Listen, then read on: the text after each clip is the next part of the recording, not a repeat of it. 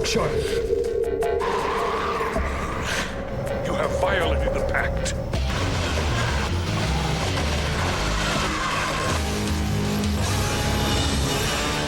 Hidden in the mysterious region of Area 51 in the Nevada desert lies a covert military base where the U.S. government's deepest secrets are buried.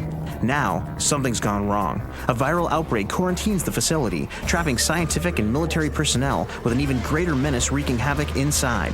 It's basically the story of Ethan Cole, who's a scientist. He's a hazmat specialist for the U.S. Army that gets sent into Area 51 after a virus is breaking out.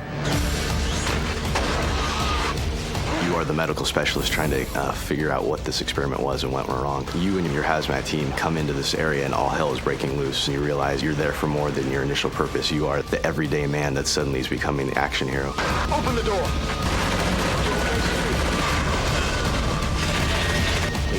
Watch your six! As you delve deep into the facility to investigate the outbreak, you rely on assistance from your well-trained squad. I think one thing that's really special about our game is you start squad-based, and you definitely had to put a lot of emphasis on how to get characters that you care about, teammates that you really want to protect and fight with. And they're all AI controlled, so they'll move around the world on their own. In battle, they'll take up different cover positions. They point out enemy locations and help you achieve some game objectives. Eventually, the team is kind of whittled away one by one, and you're left alone. About that moment, your suit's breached, you're infected by the virus, and you begin to start mutating. As the last surviving member of your team, you find yourself beginning to transform, taking on mutant and alien characteristics, and developing some truly foreign abilities. As the mutation takes hold, your vision changes, your hearing changes, you're able to see enemies in the dark. We have this time dilation effect, so hearing is warped. You have an extreme melee that pushes enemies back, like through walls, and some really, really cool parasites. You shoot them out of your hands, and they home into the world, and they seek out your enemies, and they siphon health back to you. You basically can play with your enemies, almost treat them more like prey than you could otherwise.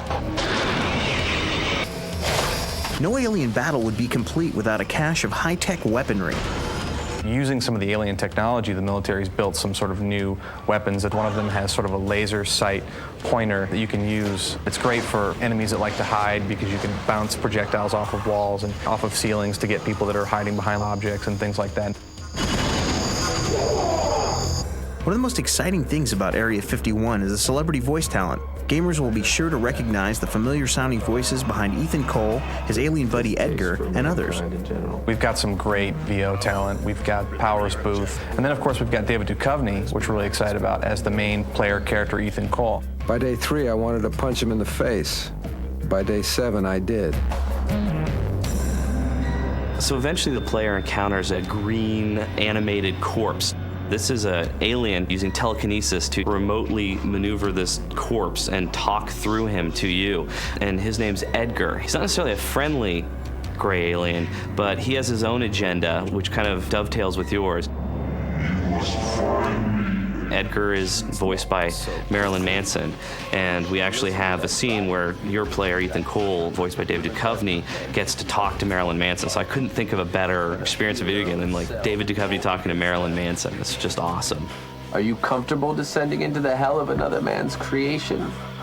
In the early stages of Area 51, the player first encounters a malicious horde of human mutants and deadly zombies, but it's the enemies in the later levels that really challenge the gamer's combat readiness. Ultimately, they end up at this leaper stage that allows the now mutated human to crawl on walls and jump 30, 40 feet and tear through metal and use his claws, but they really are just killing machines. As you get deeper into the facility, you transition from the U.S. government into the shadow government, the Illuminati part of the base. The Illuminati has developed this super soldier, and that is their security forces to protect their side of the base, even from the U.S. government top side, to keep them out. They're definitely militaristic. They have great AI patterns where they can use all sorts of great alien weapons. They throw grenades. It's a different style of gameplay.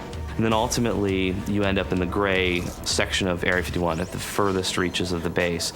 Those grays don't like to confront the player directly. Generally, they rely on using their superior technology to kill the player. And then every once in a while, you get a gray and you work really hard and you kill them and you feel a sense of satisfaction. Gamers can play with or against others down the street or around the world by utilizing Area 51's impressive multiplayer ability.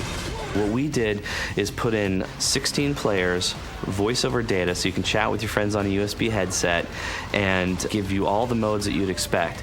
Then we added mutation modes on top of that. Humans versus mutants, a vampire game where everybody starts out as a human except for one person.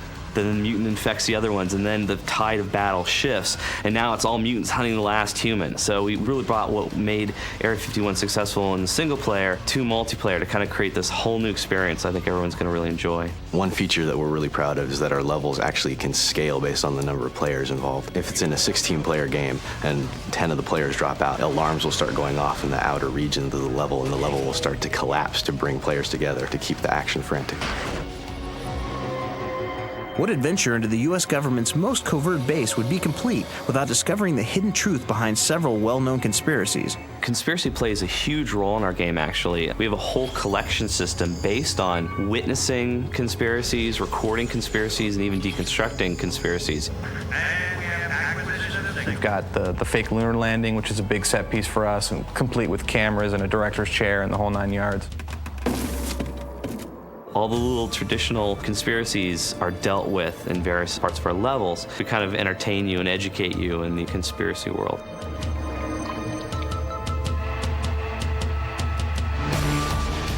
Spending this much time working on the game made us wonder, do these guys actually believe that UFOs exist? Do I believe in aliens? Yes. I've had some weird experiences in Nevada on a lonely road, and I definitely believe in UFOs and aliens. Do I believe in UFOs? You know, I think I kind of fall in the middle. I think there are definitely some things going on that we're not aware of. Without a doubt, I believe in UFOs. I've seen things that can't be explained. There's just too much out there that we don't know.